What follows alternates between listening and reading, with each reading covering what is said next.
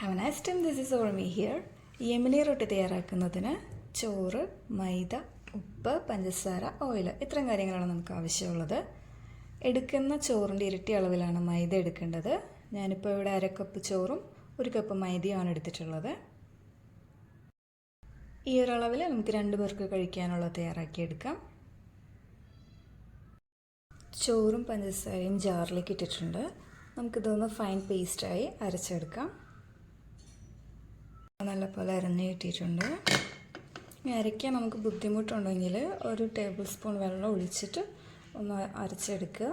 ചിലപ്പോൾ നമ്മൾ എടുക്കുന്ന ചോറിൻ്റെ ഒക്കെ വ്യത്യാസം കൊണ്ട് അരയ്ക്കാൻ ചിലപ്പോൾ ബുദ്ധിമുട്ടുണ്ടാവും. കഴിവതും വെള്ളം ഉപയോഗിക്കാതെ അരച്ചെടുക്കുന്നതാണ് നല്ലത്. മാവിലേക്ക് ആവശ്യത്തിന് ഉപ്പ് ചേർത്തെടുത്ത് കുഴച്ചെടുക്കാം. ചോറ് ചേർത്ത് കൊടുക്കാം.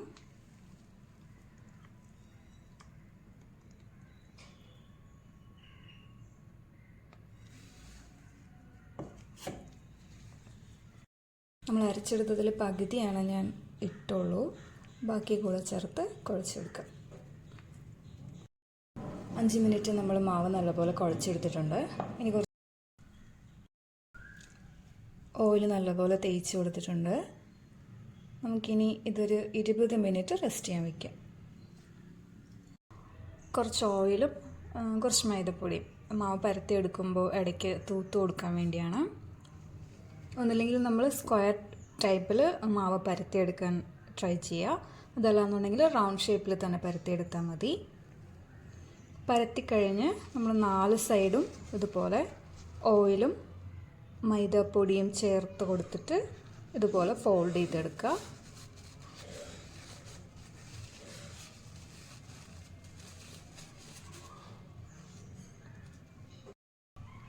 ഇങ്ങനെ ഫോൾഡ് ചെയ്ത മാവ് നൈസായിട്ട് പരത്തിയെടുത്ത് ലോ ഫ്ലെയിമിൽ കുറച്ച് ഓയിൽ ഒഴിച്ച് കൊടുത്ത് പയ്യെ ചുട്ടെടുക്കാം. മാവ് നമുക്കൊന്ന് ഈക്വൽ പാർട്സ് ആയിട്ട് കട്ട് ചെയ്തെടുക്കണം.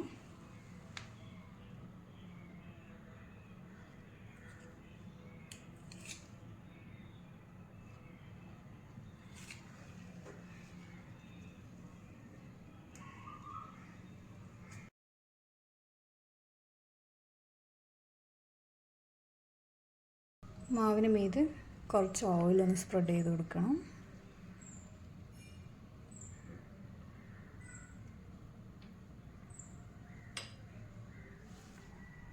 നമുക്ക് മാവ് പരത്തിയെടുക്കാം.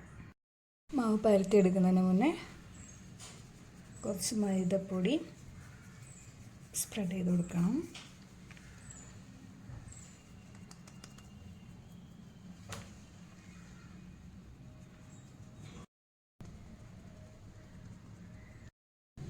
മാവ് ഇതുപോലെ സ്ക്വയറായി പരത്തിയെടുത്തിട്ട്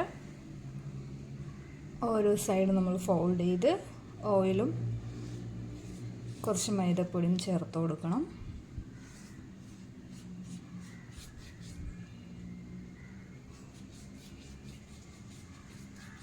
ലെയേഴ്സായിട്ട് കിട്ടാൻ വേണ്ടിയാണ് ഇങ്ങനെ നമ്മൾ ചെയ്യുന്നത്. നമ്മുടെ തവയുടെ വലുപ്പം അനുസരിച്ചിട്ട് മാവ് സ്ക്വയറിൽ പരത്തിയെടുക്കാൻ ട്രൈ ചെയ്യുക. ഒരു സൈഡ് നമ്മൾ ഫോൾഡ് ചെയ്തിട്ടുണ്ട്. അതിന് മീതെ കുറച്ച് ഓയിൽ തേച്ച് കൊടുക്കുക.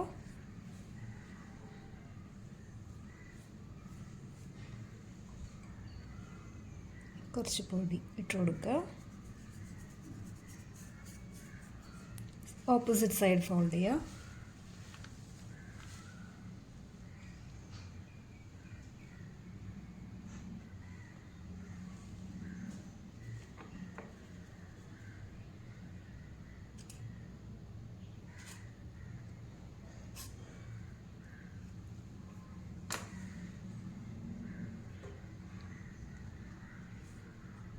ഓയിൽ തേച്ച് കൊടുക്കുക.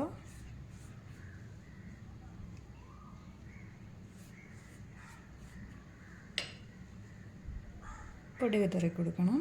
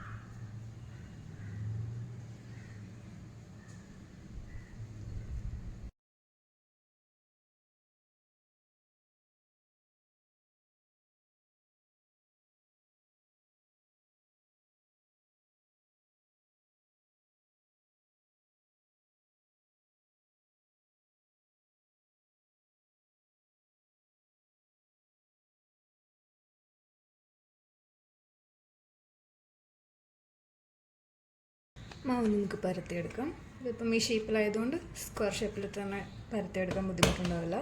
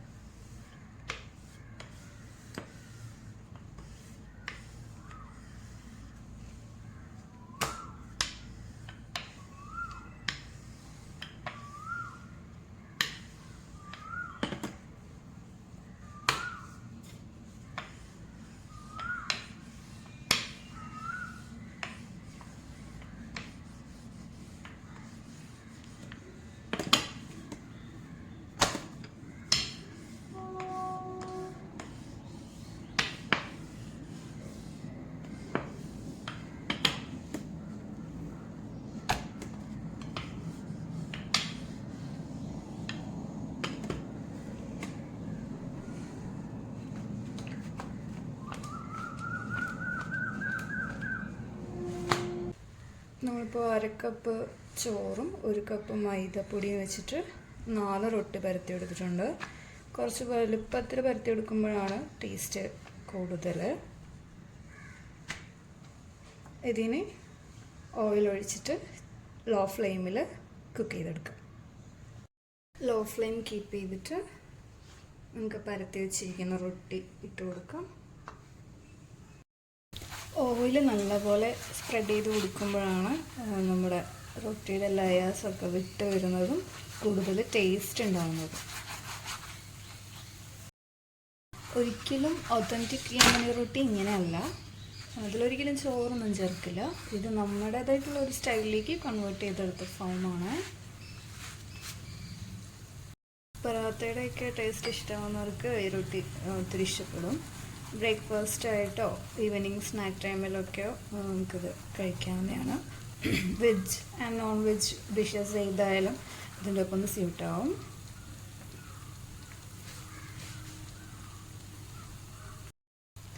ഒരു കാര്യം പറയാനുള്ളത്, ഹെൽത്ത് കോൺഷ്യസ് ആയിട്ടുള്ളവർക്ക് പറ്റിയ ഒരു ഐറ്റം അല്ല ഇത്. എന്താണെന്ന് വെച്ചാൽ നമ്മൾ കുറച്ച് ഓയിലും ചോറും ഒക്കെ ഇതിൽ ആഡ് ചെയ്യുന്നുണ്ട്. പിന്നെ പൊറോട്ടയൊക്കെ കഴിക്കുന്നവർക്ക് കുഴപ്പമില്ല, ഇതും കഴിക്കാം.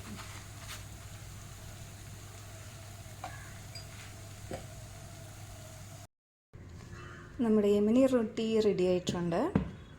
നല്ല സോഫ്റ്റ് ആയിട്ടുള്ള റൊട്ടിയാണ്. നമുക്ക് എങ്ങനെ വേണമെങ്കിലും ഫോൾഡ് ചെയ്തെടുക്കാം. നല്ല ലെയേർഡാണ്. ട്രൈ ചെയ്ത് വെക്കുക. Love and piece.